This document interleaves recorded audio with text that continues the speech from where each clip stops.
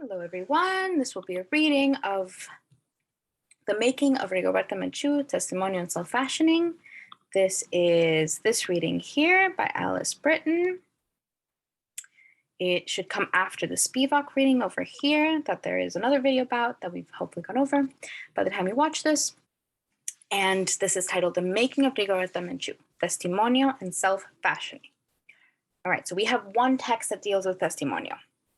We've read it. It's a handout. It basically just defines it. We've been talking about it a lot. You guys have been considering it a lot. So now let's read an essay that talks about these two things in conversation, the genre Testimonio and Rigoberta Menchú's story. In this essay, I will discuss the identity of Rigoberta Menchú as shaped by the narrative voice that speaks to all of us, that speaks to us from the pages of her Testimonio. Me llamo Rigoberta Menchú y así me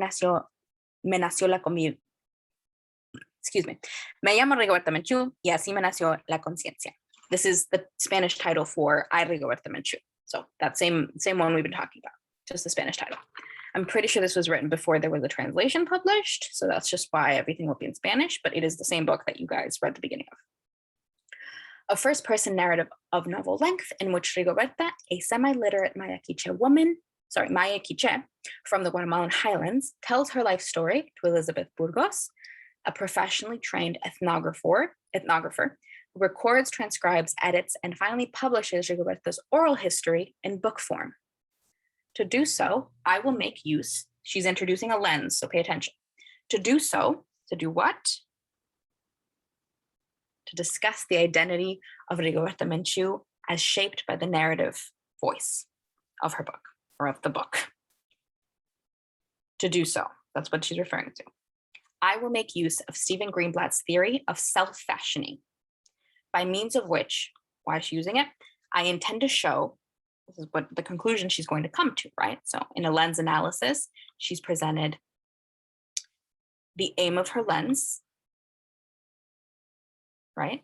She said the theory she's going to use, this one, the theory of self-fashioning, and then what she actually ends up doing with it, the sort of conclusion she comes to, she's about to preview for us, of which I intend to show that Rigoberta creates in her Testimonio a self-generated yet culturally constituted new identity, which simultaneously partakes of her past, addresses her present, and projects upon her future an idea of who she is, who she needs to be in order to effectively champion the cause of Guatemala's poor and oppressed indigenous peoples. So she's talking about the fashioning, the self-fashioning, and that is an idea from this person. Let's read more, but this is her introducing a lens. You see how short this is? What it is she's talking about, a really quick rundown of it, right? And then she says how she's going to be doing that analysis through a lens. She mentions the lens, and then she previews the conclusion she's going to come to. All right, that's the introduction.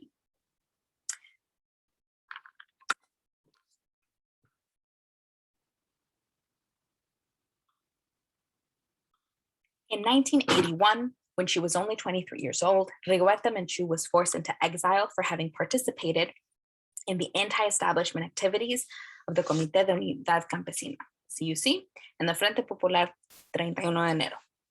Upon leaving Guatemala, Rigoberta, who had been speaking Spanish for only 3 years and whose knowledge of the world beyond the borders of her homeland was minimal, traveled to Mexico, where she spoke at a gathering of Catholic bishops, thus bearing witness to the atrocities that she and her people had experienced and continue to experience. So she went from where she's from in Espantan, or in that area in Guatemala, to Mexico. And I want to show us this map. That's where Espantan is, this little star, right? This is Guatemala. This is Belize, Honduras, El Salvador. This is the Yucatan Peninsula. This is Mexico, this line here, that shows the border of Mexico. And she went to Mexico, right? So from here to here. Traveled to Mexico, where she spoke at a gathering of Catholic bishops, thus bearing witness to the atrocities that she and her people had experienced and continue to experience at the hands of Guatemalan military as well as paramilitary groups.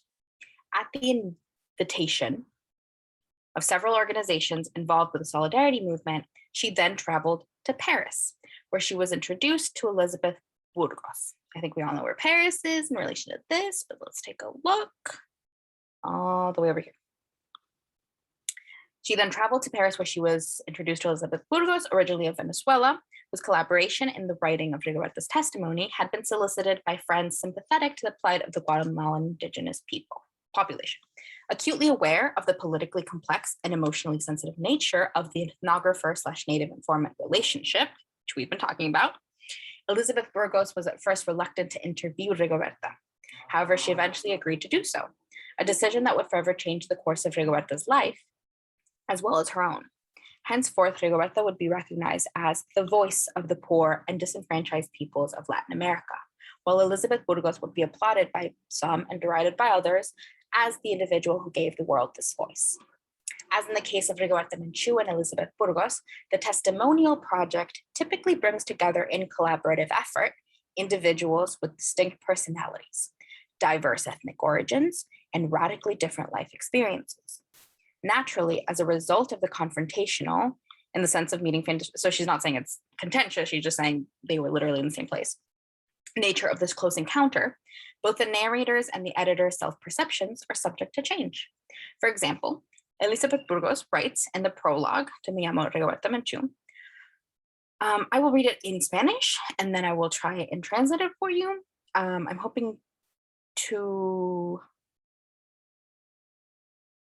trying to think if there's a way for me to get the translated text that is published, but let me read it in Spanish first.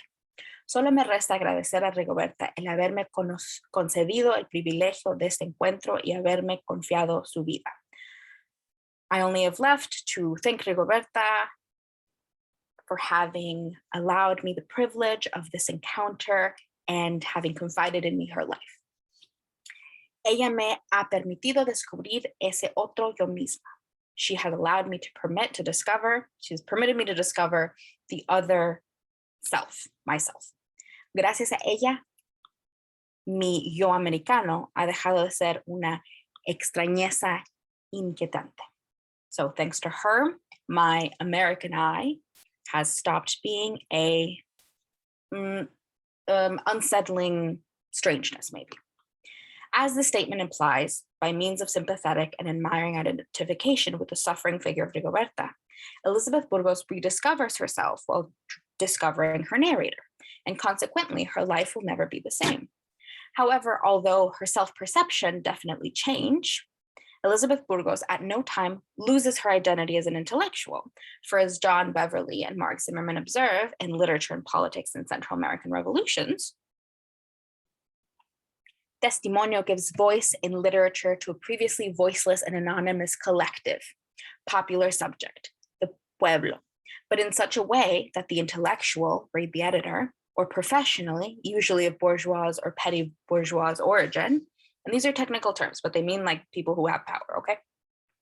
For the purposes of this, is interpolated as being part of and dependent on this collective subject, without at the same time losing his or her identity as an intellectual. So Elizabeth Burgos might have rediscovered herself or said she has, but she does not lose her position as an intellectual or her identity as such. She doesn't stop being an intellectual because of it.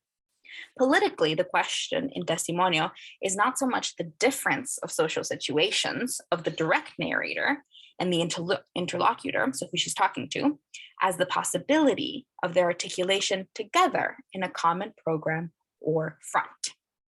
So if we're talking about politics, about how we use these things to change the tides of the world, the question of Testimonio isn't so much about the difference, but as being able to together articulate a common front.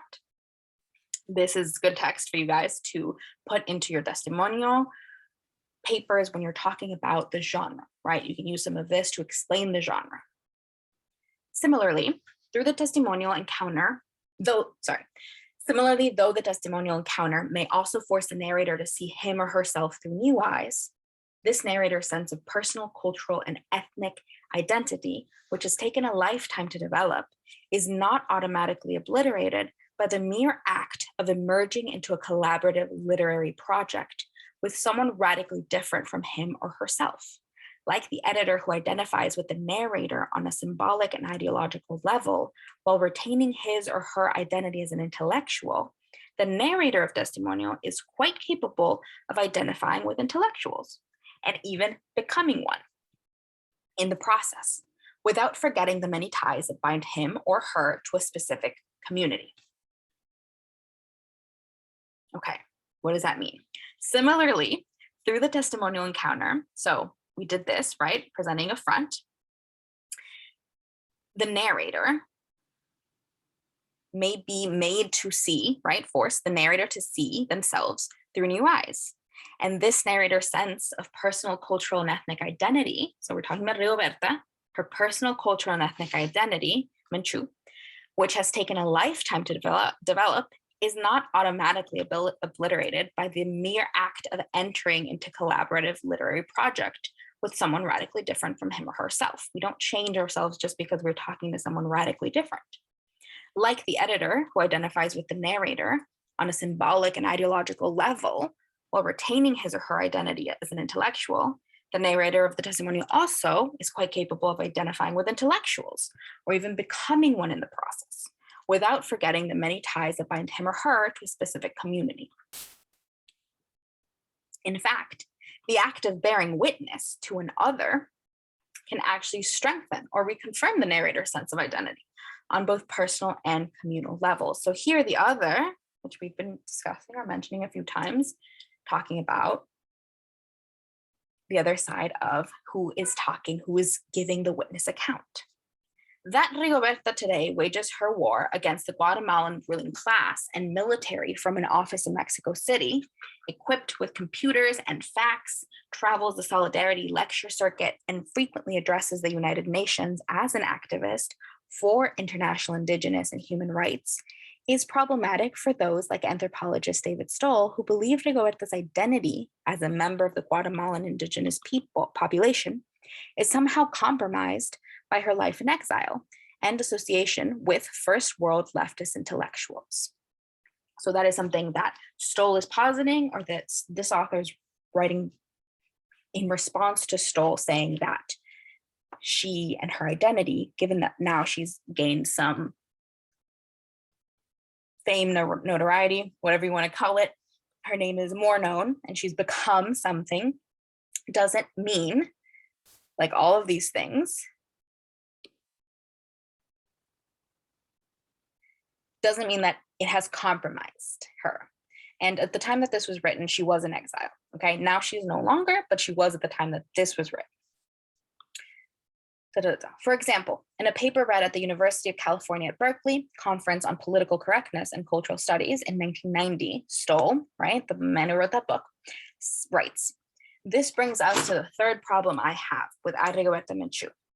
Okay, so the novel was then published by then in translation, but she probably just didn't want to use those quotes. So she uses the quotes of the Spanish over here. But I guess it was published. While most other survivors were forced to come to terms with the Guatemalan army, Rigoberta was whisked into exile and fights on from the international human rights movement that puts her in the same relation to ordinary Maya women as, say, our relation to ordinary Maya women. They're up there in the cold and rain eating tortillas and leaves because they can't afford beans anymore, the complement to corn in traditional Mesoamerican diet. We're here in the La La Land, and so is Rigoberta. So that's something Stoll is saying. And then the writer goes on. Though he later retracts the statement, okay, so we know that he has retracted it, Stoll's problem with Me llamo Rigoberta Menchú, which stems from the fact that Rigoberta no longer lives in Guatemala and apparently does not eat leaves, reveals a drastic oversight of the many years that have passed since Rigoberta's flight from Guatemala in 1981. Without a doubt, the Guatemala of which Rigoberta speaks in her testimonial has undergone considerable change in the last decade. Likewise, Rigoberta has experienced remarkable changes in her life and lifestyle as a result of her association with international human rights activists.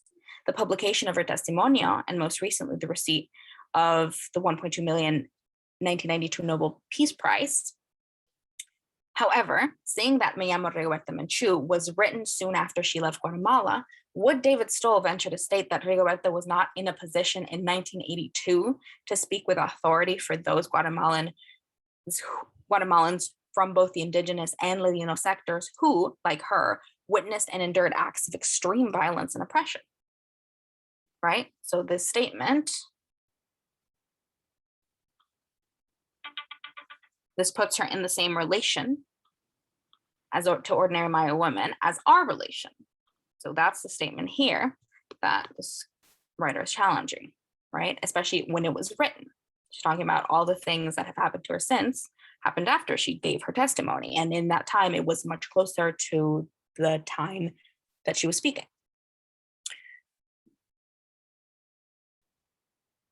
Here we go. However, seeing that I just wrote that. Would David Stoll venture to state that Rigoberta was not in a position in 1982 to speak with authority for those Guatemalans from both the indigenous and Latino sectors who, like her, witnessed and endured extreme acts of violence and oppression? That's a question.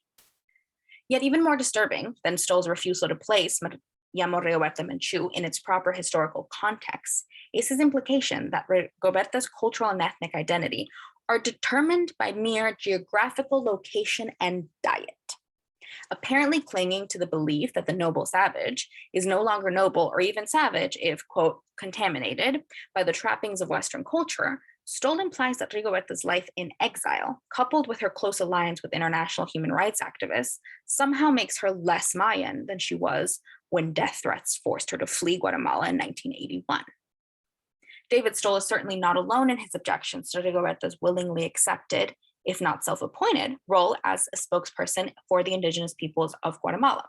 In the summer of 1992, as the traditionally conservative Guatemalan press reacted to mounting international support for Rigoberta's nomination for the Nobel Peace Prize, articles critical of Rigoberta's association with first world leftist intellectuals began to appear. For example, columnist Mario Antonio Sandoval wrote in Prensa Libre on July 13th, 1992. And again, I'm going to try to translate this for you guys.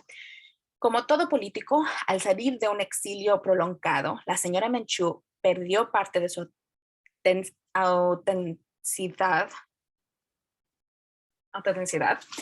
con el constante contacto con la clase intelectual marxista europea, donde aún subsisten criterios de la mentalidad conquistadora y de considerar buenos salvajes o buenos revolucionarios, como decía el venezolano Carlos Rangel. All right, so I was in Spanish. So,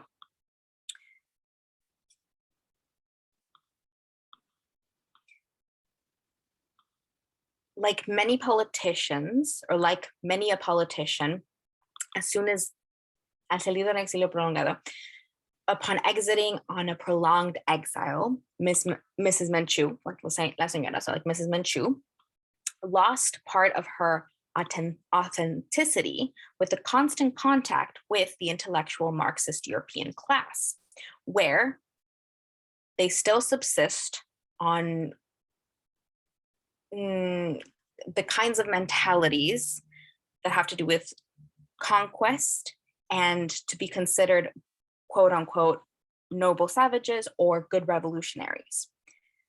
I'm very loosely translating that, as said the Venezuelan Carlos Rangel, right? So this is a quote from that person. Pero también la perdió por vivir en constantes viajes en hoteles de lujo, ajenos a la realidad hasta de los guatemaltecos ricos. But she also lost it by living and constantly living and traveling in hotels of luxury, alien to the reality of even rich Guatemalans. Por aparte, en los últimos años ha cambiado la comunidad indígena de Guatemala, cuya unidad solo existe cuando se le considera como un grupo étnico no ladino. Besides, in the last years, the indigenous community of Guatemala has changed, whose identity as a single group exists only when we're considering a group of non-Ladino, a group ethnically non-Ladino, right? And the Ladino here means sort of like Latinized, the people who live like the Spaniards wanted them to, or the ruling class, right? I think we've defined this term before, but the non-indigenous. Está al borde de una división aún más dañina y hay muestras de divisiones intestinas. It is at the border of an even more damaging division, and there are signs of internal division. Por eso la señora Menchú tiene el reto de ganarse entre esas etnias, tal vez con la excepción de la suya propia, el derecho de representarlo, otorgado sin esfuerzo en Europa por los ya mencionados marxistas. Because of this reason, Ms. Menchú has the task or has the challenge of winning over these ethnic groups. I think that's what it means, these ethnic people, maybe with the exception of her own, the right to represent them, given without challenge in Europe by the Marxists mentioned. So this article is saying that because time has passed and she's no longer here, she is no longer able to represent all indigenous peoples. Maybe she can still represent her own specific ethnic group. But it's also saying that the people in Europe are giving her this right that hasn't been given to her by the local people. So this author here. All right, so that was a quote. Though Sandoval's portrayal of Rigoberta as a jet-setting lover of luxury is entirely non-representative of Rigoberta, who Kenya Dwakin and I interviewed in a modest flat located in the traditionally Hispanic barrio of San Francisco's Mission District, his observation as to the challenges Rigoberta faces in her efforts to speak for the indigenous community of Guatemala is well put, since issues such as land tenure, income, and education, not to mention the linguistic diversity of a population that claims over 20 different dialects, have created ever-widening division within this community. However, on July 14th, one day after Mr. Sandoval's article appeared in Prensa Libre, the Guatemala Daily Siglo XXI published an announcement stating that the commission, I'll read in Spanish first, Comisión de Comunidades Indígenas del Congreso, so the Indigenous Community Commission, Congress Commission, had sent a letter to the Noble Committee in support of Rigoberta's nomination. Furthermore, the announcement observed that this letter, signed by the 6 Indigenous members of Congress, applauded Rigoberta not only as a symbol of the marginalized Indigenous women of Guatemala, but also as an incarnation of the spirit of resistance of virtually all Native American peoples. Okay. I'll read the whole thing in Spanish and then I'll read it in English. Las congresistas consideran que Rigoberta Menchú es un símbolo de mujer indígena guatemalteca y de América y de los marginados que luchan por la vida, la paz y la libertad, que surge de la convulsionada historia guatemalteca y de las injusticias sufridas por el pueblo maya. Los diputados piensan que Menchú representa también la historia de los pueblos indios del continente americano que han sufrido persecución y discriminación racial y cultural desde hace 500 años. Al mismo tiempo, dicen, encarna la conciencia y el espíritu de la resistencia de esos pueblos y su esperanza por alcanzar una vida digna y respeto a sus identidades propias. So, these congressionists, so like just the people that are in this group, right? The Congress people, the congressmen, the Congress people.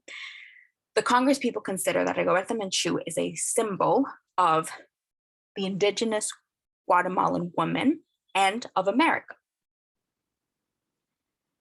and of the marginalized that fight for life, peace, and liberty. That comes from a revolutionary, convoluted, tortured history, Guatemalan history, and of injustices suffered by the Maya people. So los diputados, so like the people that are being represented, this is the same sort of talking about the Congress people. So los diputados, the people speaking now, the people being represented by this letter, los diputados, think that Menchú, so her last names, that Rigoberta Menchú represents also the history of the native, I hear the word is Indian, but it would be the native pueblos, the native communities of the American continent, right? The whole continent of America, who have suffered persecution and racial discrimination, cultural and racial discrimination for 500 years. At the same time, they say, so the diputados, the people being represented by this letter, at the same time, they say that she incarnates the conscience and the spirit of resistance for those pueblos, for those peoples, for those communities, and her hope to reach a life of dignity and respect for self-determination, right? Sorry for my clumsy translation, I'm doing it on the fly, but that's what this message in support of her to the Nobel Committee said, right?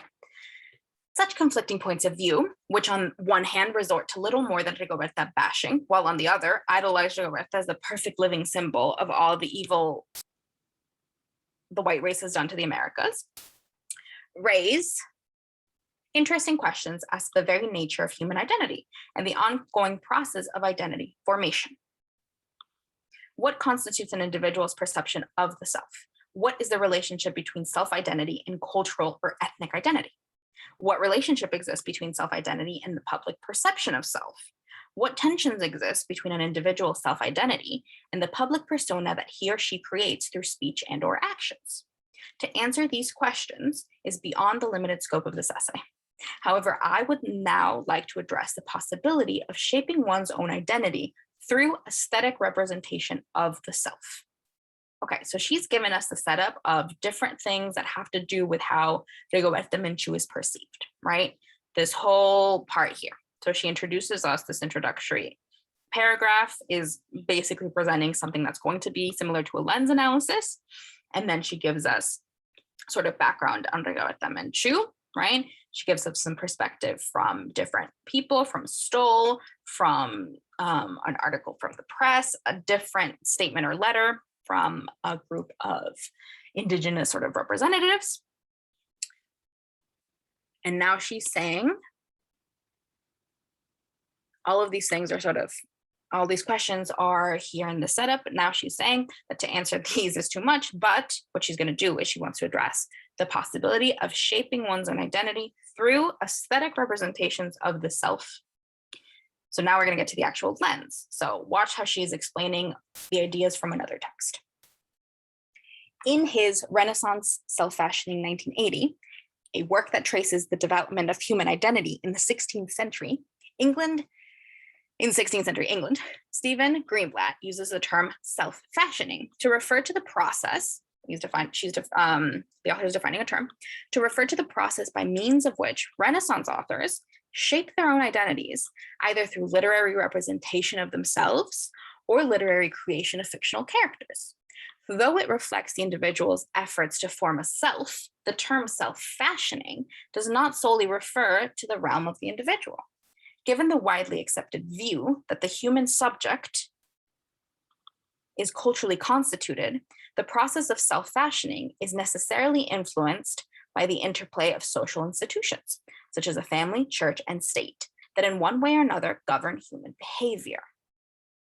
So hopefully this rings similar to something called critical theory, right? So we are saying that the process of self-fashioning of the self, the identity, isn't just the person, but is also influenced by all of the relationships that that person has with these institutions and the power structures that exist between them, right? Thus, self-fashioning is both an individual and a cultural practice that suggests self-conscious representation of one's nature or intention in speech or actions. In other words, self-fashioning is a manipulable and artful process that involves the individual's ability to impose his or her self-perceptions on the world, and the world's ability to impose on the individual a culturally predetermined idea of what the self should be. So what you're allowed to say when you say myself, what you're allowed to consider yourself and your identity, comes from both self-fashioning. People have some ability to do it, but it also comes from self-perceptions on the world and the world's ability to impose on the individual a culturally predetermined idea of what the self should be. Greenblatt's suggestion that the ability to achieve a desired identity involves the act of representation leads him to consider literature as a vehicle for the process of self-fashioning. So how do we make these selves? Through literature, maybe. His theory, okay, so again, we're defining this theory, and this paragraph sort of introduced the text and the general ideas of the text, right? And then this one gets a little bit deeper into the idea itself. His theory that the symbolic structures of literary texts interplay with those perceivable in the careers of their authors and in the larger social world to create a complex process of self-fashioning. So you get to say who you are. Constitutes an anthropological approach to literary criticism, by means of which the critic attempts to understand literature as a part of the system of signs that constitutes a given culture. So what makes up culture? You can understand literature as part of it, and therefore when you critique literature, when you do literary criticism, you're able to see something of or reveal something about the self-fashioning, creation of the self. Don't worry if you don't understand fully. We'll reread it, but this is explaining this theory. So the theory is that everything that has to do with literature that is symbolic, right? All the institutions, all the different things that come with society, with culture, interplay, they work with, they're in conversation with, they relate to, they exist at the same time as those perceivable in the careers of their authors. So the actual lives of the authors and of the texts, and if you consider the larger world, all of it comes together to, this is the important bit, create a complex process of self-fashioning. Constitutes an anthropological approach to literary criticism. So seeing all of these things together and how they can help process of self-fashioning or how they create that is an anthropological approach to literary criticism, by means of which the critic attempts to understand literature as a part of the system of signs that constitutes a given culture. So all of the things that make culture, part of that is literature. So a critic is trying to understand culture through literature. And through this idea, we can do an anthropological approach to it by looking at how the self is fashioned. Stressing that language itself a system of signs, so language itself, you have to think about what that is. Stressing that language is a collective construction, right? Greenblatt urges literary critics to investigate both the social presence to the world and the literary text. Sorry, I lost my train of thought. So stressing that language itself a system of signs is a collective construction, right? Think about the presentations on the Amanda Montell interview, on literacy and how that's shaped, on the Ebonics, all of those things, right? So we create language, we make language as a collective, we evolve it, it changes, it becomes new, it becomes used, it becomes old, right? And it keeps going. So stressing that language is itself, that language is a collective construction. Greenblatt urges literary critics to investigate. So this is his method, this is what he's prescribing. This is the lens. Investigate both the social presence to the world of the literary text and the social presence of the world in the literary text. So how the literary text acts in the world, right? This book had an effect on the world, and also how the world is seen in the text itself. For literature is undeniably a sensitive register of the complex struggles and harmonies of culture. So you can find a lot in literature, and one of those is struggles in culture.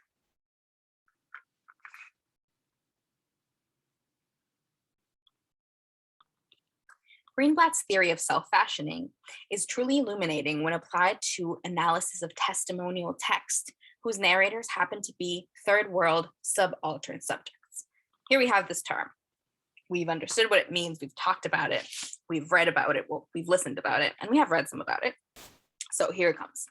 Greenblatt's theory of self-fashioning is truly illuminating when applied to analysis of testimonial texts whose narrators happen to be the third world subaltern subjects, right?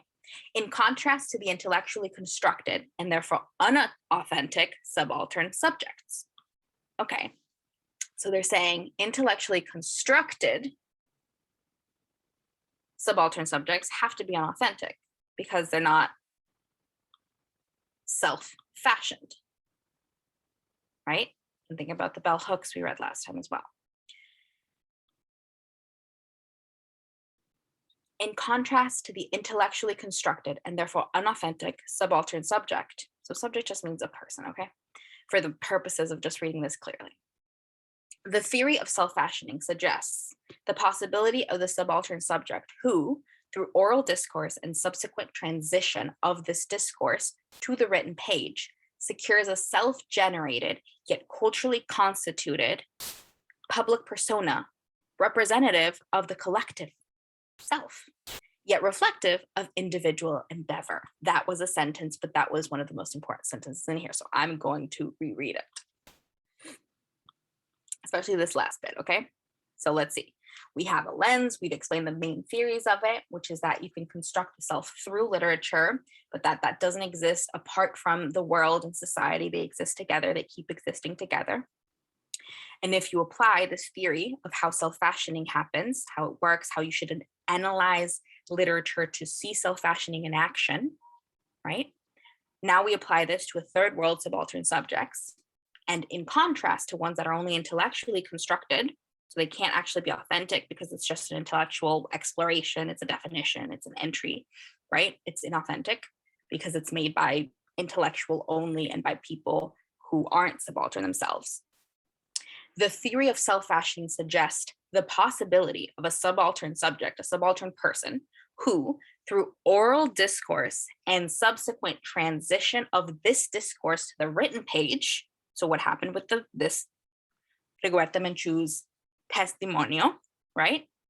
Oral discourse, subsequent transition of this discourse to the written page secures a self-generated, right?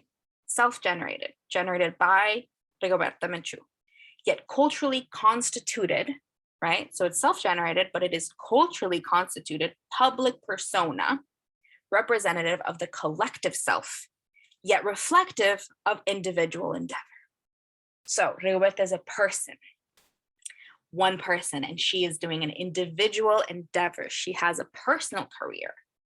And yet, by giving oral discourse that then comes to the page, she's creating a self, she's fashioning a self that is also culturally constituted as a public persona. So cultural sees her as this thing which exists in the world, a public persona exists. And so she can be one of those while she is representative of the collective self. But she's still one person and an individual, and she has an individual career. So all those things together.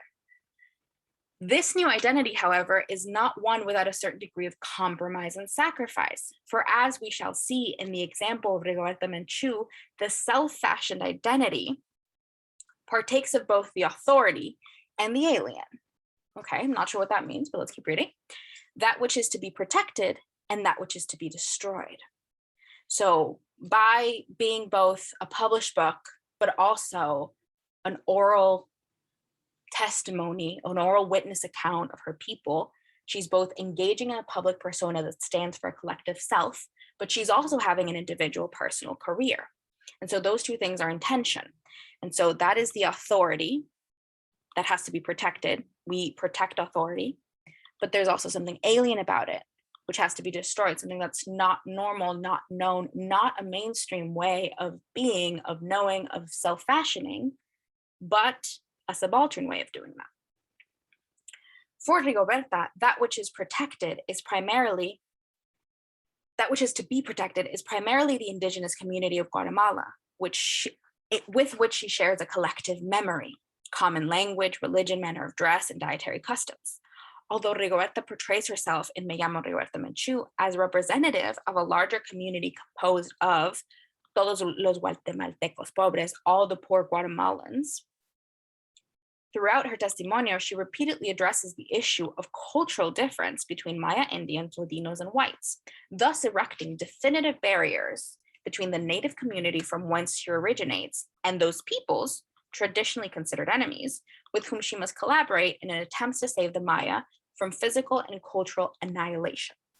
So you didn't read the whole book, but a lot of it does do these things, right? So these things are there. She does draw these distinctions. She talks about working with different people.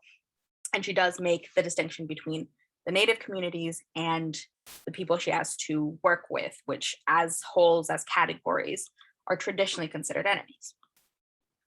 However, although she eagerly complies with Elizabeth Burgo's request for descriptions of Mayan culture and tradition, birth ceremonies, wedding ceremonies, initiation rites, etc., Rigoberta is careful never to reveal any information that could possibly be used to the detriment of her native community. In fact, she repeatedly refuses to divulge certain quote-unquote secrets that, in her opinion, conceal the very essence of her Mayan identity. For example, in reference to her Nahual, or animal alter ego, it's just a lame way to describe it, but that's a way we describe it, Rigoberta states, "Nosotros los indígenas hemos ocultado nuestra identidad. Hemos guardado muchos secretos, por eso somos discriminados. Para nosotros es bastante difícil muchas veces decir algo que se relaciona con uno mismo porque uno no sabe que tiene que ocultar esto hasta que garantice que va a seguir como una cultura indígena, que nadie nos puede quitar. Por eso no puedo explicar el Nahual, pero hay ciertas cosas que puedo decir a grandes rasgos. We, the indigenous, have hidden our identity. We've kept our secrets. We've kept many secrets. That's why we're discriminated against. For us, it's difficult enough.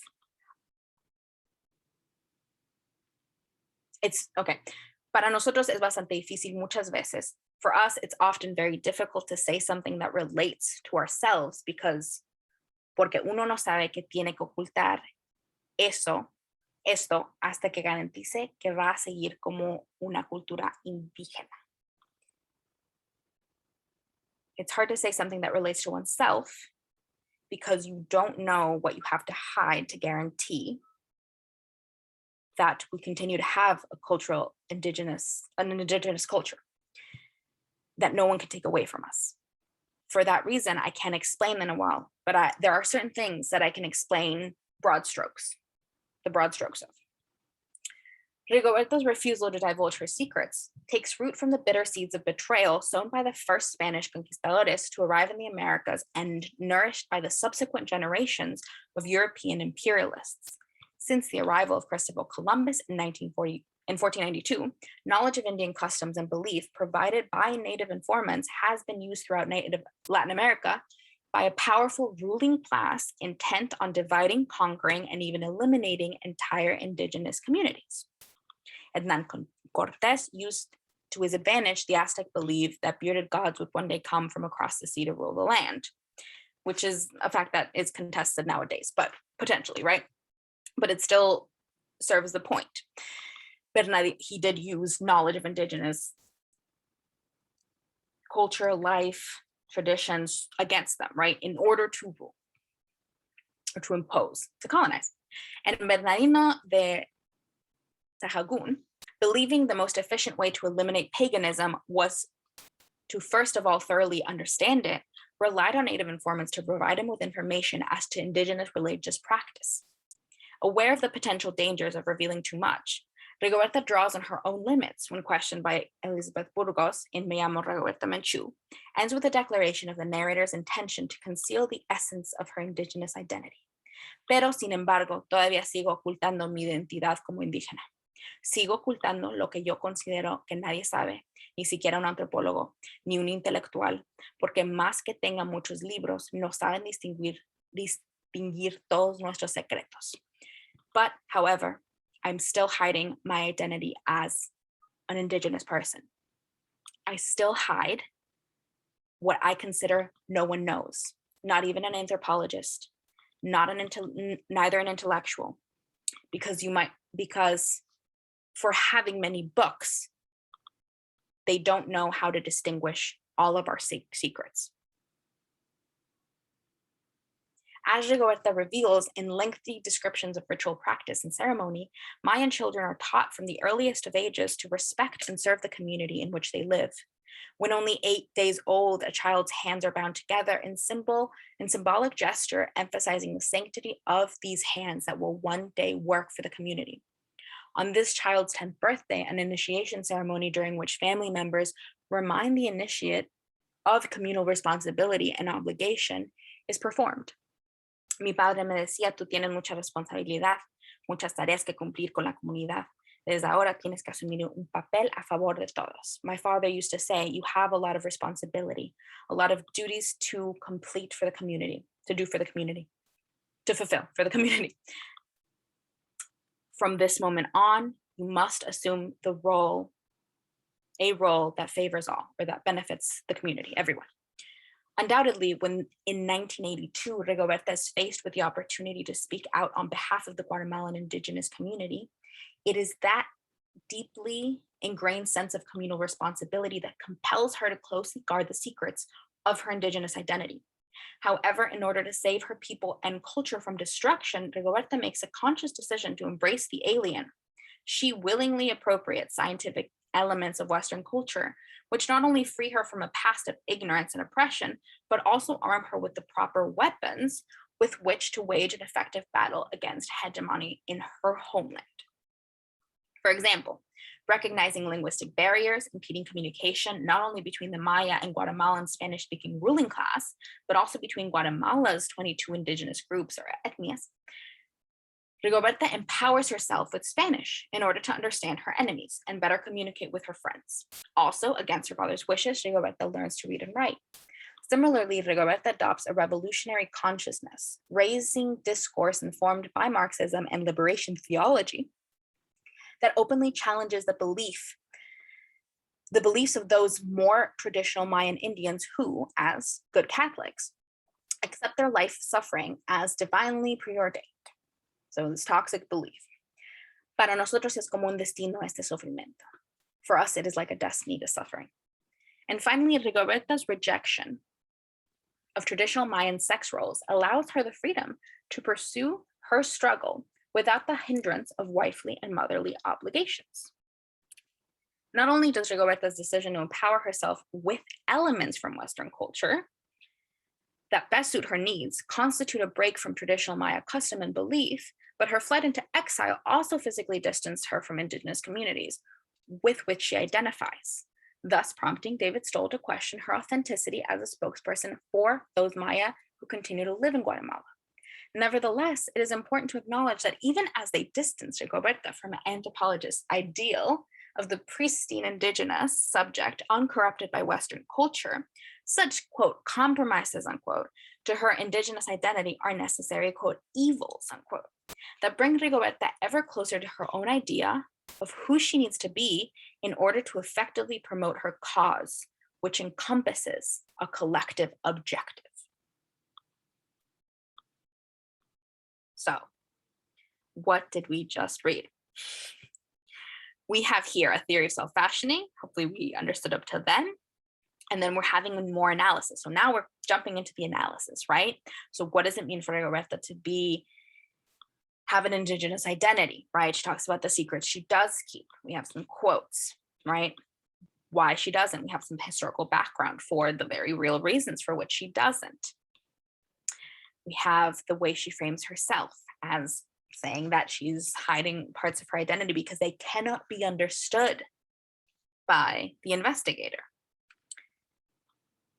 She talks about some of the ceremony and practice and reemphasizes the big emphasis that her culture places on serving the community, which is the thing that she is doing when she adopts parts of Western culture, right?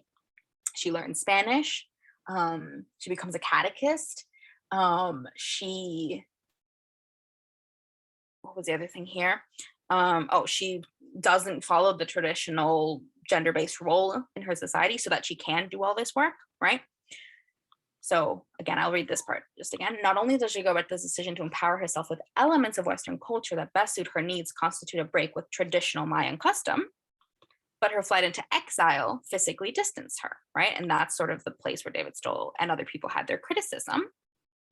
However, this author is saying, Rigoberta is ever closer to her own idea of who she needs to be in order to effectively do the thing she needs to do, which is promote the cause which is in service of this very indigenous thing of fighting for her people, of a collective objective, right?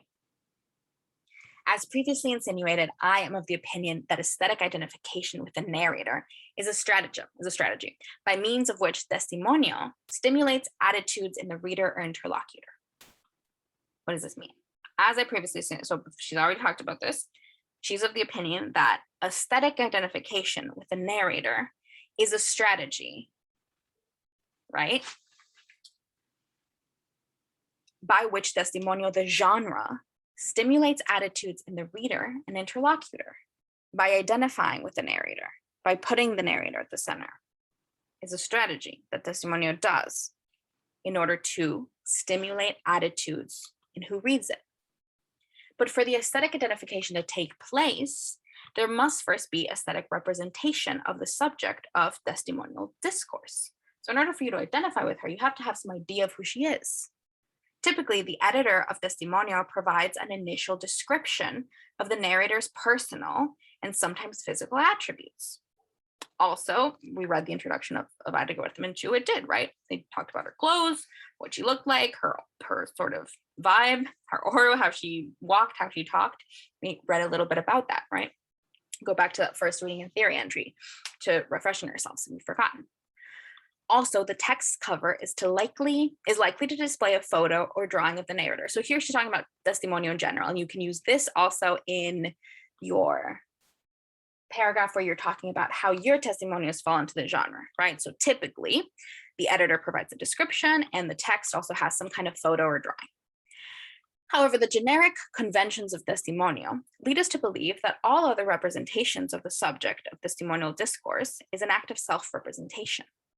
Likewise, the generic conventions of testimonio lead us to believe that the narrator's self-configuration will ring true, and consequently we treat the narrator's descriptive representations of him or herself as fact, in the historian sense of the word, even though self-representation by its very nature is self-conscious, artful, and manipulative. And this isn't talking about like manipulative as bad or wrong. This is a strategy. This is you are doing something with your writing, with your work. And part of engaging in testimonio is to put a narrator at the center, but it doesn't mean that that narrator is supposed to be 100% non-fictional. It is supposed to ring true. It is supposed to be true in a bigger sense. But the point is that the person reading it will be able to identify with a narrator that they wouldn't otherwise, which is why all these parts of testimonio are also important to the genre, right? Something about a person, it has to really identify with the person. And we have to understand that as a genre, anytime you're writing something, it is by its nature, you are making decisions about how to represent yourselves. And you guys should all know this. If anyone here has a social media profile, the things you put in your bio, the way that you frame yourself, all of it, it doesn't mean that it's not you. But it also doesn't mean that it is 100% you, what you show online, right? And so self-fashioning, that mode of self-fashioning, where are the limits of that? All right, let's return to the paper. Even though self-representation by its very nature is self-conscious, right? Artful and manipulative. Manipulative in the nature that it is trying to achieve something, right? That doesn't have to be bad, it is trying to achieve something. But it is doing that goal first. It's not trying to be truthful, it's trying to achieve something. And sometimes truth is necessary, but sometimes other things are more necessary. Returning to the question of Rigoberta's identity, as it is portrayed in Me llamo Rigoberta Menchú, I in no way intend to question the facticity of Rigoberta's descriptions of herself. I am not a historian.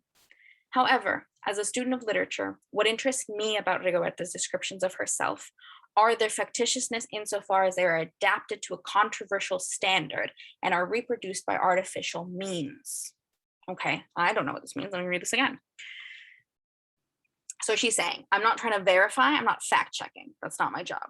But I do critical literary criticism. I study it. I critically look at literature in order to reveal something about society. And in this case, she's saying, here we go, what interests me about Rigoberta's descriptions of herself are their factitiousness only, sorry, this is me, insofar as they are adapted to a conventional standard and are reproduced by artificial means. So the recording of Rigoberta's oral discourse and the subsequent transition of this discourse to the written page. So it already was changing, right? She said stuff. And then that conversation made it onto the page. And so she is interested in the descriptions of Rigoberta and the factitiousness of them as they have to do with an adaptation to a conventional standard, to what we expect things to be in literature. Obviously, Rigoberta is not solely responsible for her self-configuration in Me llamo Rigoberta Menchú. Although her questions are not included in the text, Elizabeth Burgos does ask Rigoberta a series of fairly specific, or so we assume, questions in regards to her life as a young woman growing up in Guatemala. So the book itself is written as though she's just speaking, but how it was constructed was that she was talking, and she was talking to this person, and this person asked her questions that don't make it into the text, right? It's constructed.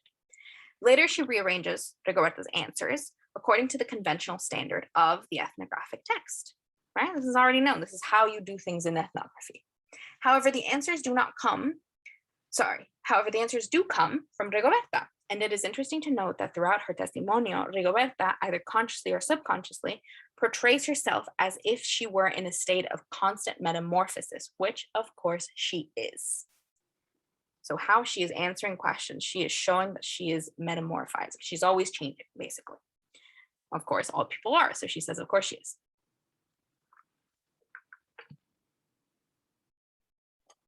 That Rigoberta should portray herself as a constantly evolving self should come as no surprise, since Me llamo Rigoberta Menchú is essentially her autobiography up to and including her meeting with Elizabeth Burgos in 1982. That's covering a lot of ground. Also, like the prototypical Bildungsroman, which is the coming of age novel, right? Or the coming of age story. It traces in linear fashion the learning process by means of which Rigoberta achieves self-awareness. So the complete title in Spanish includes sort of the subtitle, How I Came to Consciousness, right? However, in contrast to the prototypical Bildungsroman, the coming of age novel, that looks to the past to reaffirm or otherwise explain the individual's present, Rigoberta's Testimonio, so we're putting two genres in conversation here, right? She brings up this genre, which is the coming of age story. And then she's contrasting it to Rigoberta's Testimonio, right?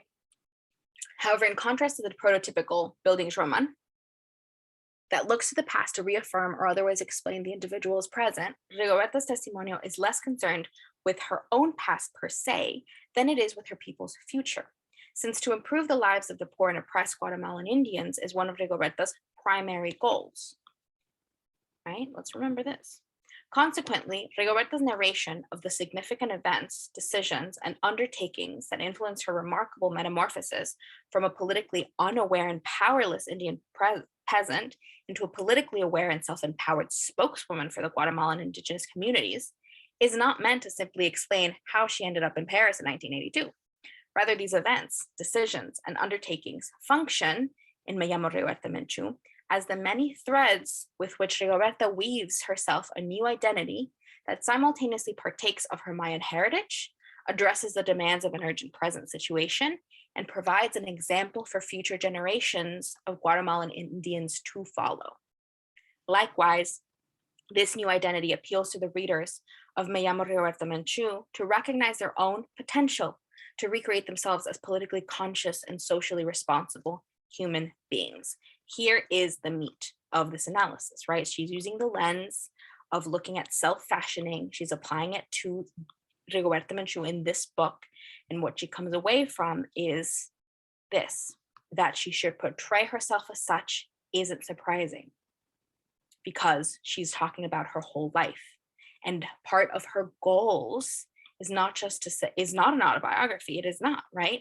It is a witness, a narrative. She is trying to do, here we identify three main things. The main thing is that she's trying to improve the lives of the poor and oppressed Guatemalan Indians, of her people and her communities, but also over here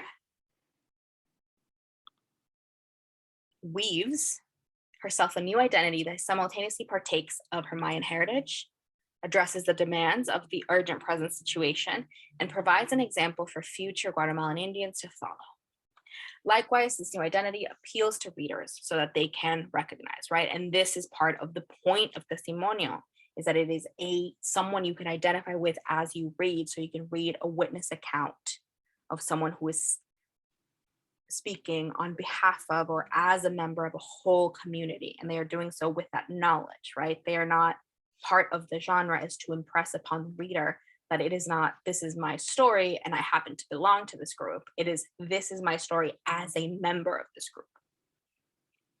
Rigoberta's outstanding, we're almost done here, see? Final seconds.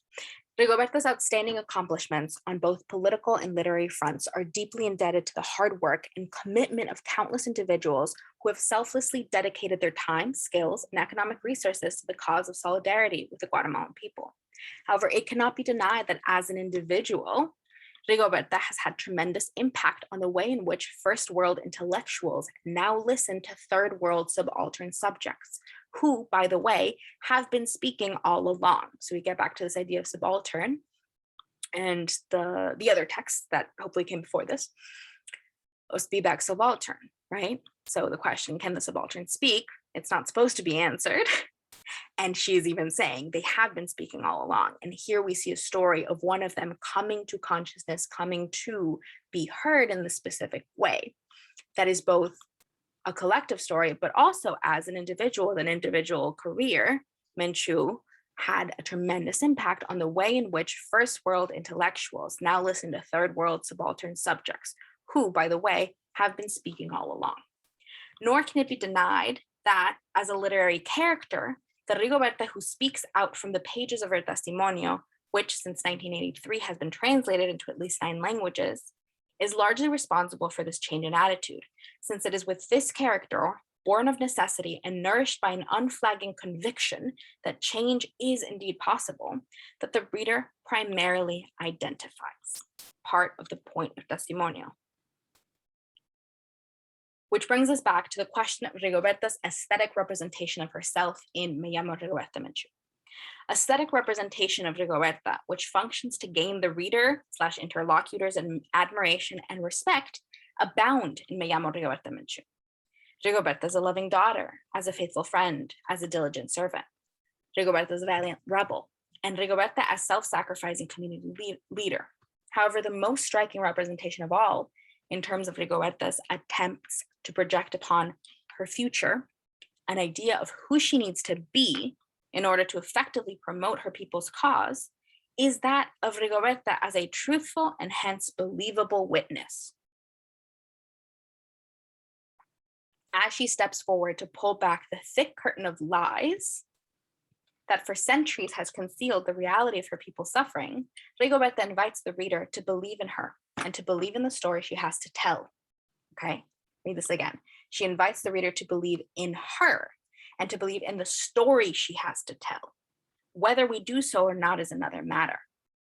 However, the image of Rigoberta reciting to Elizabeth Burgos an seemingly endless litany of abuses and humiliation that she and todos los guatemaltecos pobres, all the poor Guatemalans, have endured for countless years, retains its persuasive power long after the last page of Me llamo Rigoberta Menchú is turned.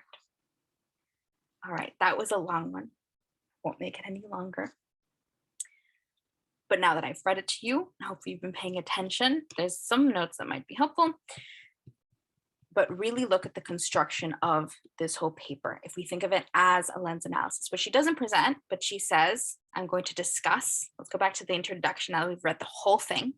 She discussed the identity as shaped by the narrative voice of her testimony, what it was here, and she does it by looking at this idea of self-fashioning. She defines this theory, where it came from, and then she applies it to looking at Rigoberta Menchú, which she does in order to show that Rigoberta creates in her testimonio a self-generated yet culturally constituted new identity, which simultaneously partakes of her past, addresses her present, and projects upon her future an idea of who she needs to be in order to, right, the point, effectively champion the cause of Guatemala's poor and oppressed indigenous people. Right, we go into the background, we go into sort of the setup, a few different social critiques and what the discourse is around her and her identity and this whole quote unquote controversy. And then she actually does, right? She presents that background and sort of sets the situation up, says some people says she's not, some people say she does, some people support her, some people don't, this, and that, right? She introduces a lens, she tells us where it comes from, she gives an explanation, she goes a little bit more in detail of the specific theory and what it means if we're applying it to a text, why we should apply it to a text, right? Why we should use the theory. This is important, right? This is saying why we should use this theory because it does these things, right? And then she's saying, okay, when we apply it, it does this for us. If we apply this theory to these kinds of text and these kinds of authors of these texts, it does something for us. It shows us something. What does it show us? And then we see a couple of examples of how we can interrogate that the way she does and doesn't talk about her Mayan identity, what she keeps secret, what she doesn't, how she says that she's keeping things secret and how she says that she's not, what that has to do historically, right? And how she frames herself. And then also what she does reveal about who she is and where she comes from, and the fact that this part of her initiation into her community, what that leaves her with and what her whole culture leaves her with, an idea of communal responsibility. And then how she defined the idea of Mayan culture specifically in a few things, right? She took elements of it in order to further her cause, and her cause, right? She didn't go with the normal, I don't know, the traditional role, the gender role that's assigned to her. She does it and she decides to take some elements of Western culture, right, in order to do something. And she gets critiqued for those reasons, for some reason. And then Testimonio as a genre is discussed here, right? The point of Testimonio, the idea, what it's trying to convey, what it's trying to combat, what it's trying to do. And then here she sets out her scope, right? So here she's saying she's not a historian. She's a student of literature. And what she's trying to do is to use this idea, this theory, to interrogate, to look at the construction of self that Rigoberta does, right? Part of it is the fact that Rigoberta is an evolving person. And so that is shown in the testimony, and the testimony has certain goals that it is trying to meet and certain things it does in order to meet those goals. And then she ends here talking about how she's been successful, how she may not always be successful, but how the narrative itself, the testimonio,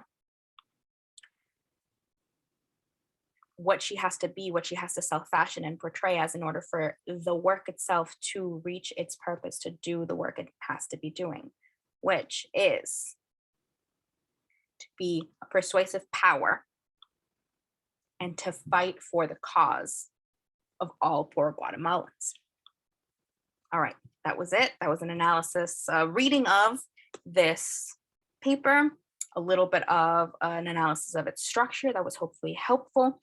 And hopefully you liked reading and accompanied with me and not just by yourselves, and you got something out of that. Thank you for staying this whole time. That's all I have for now.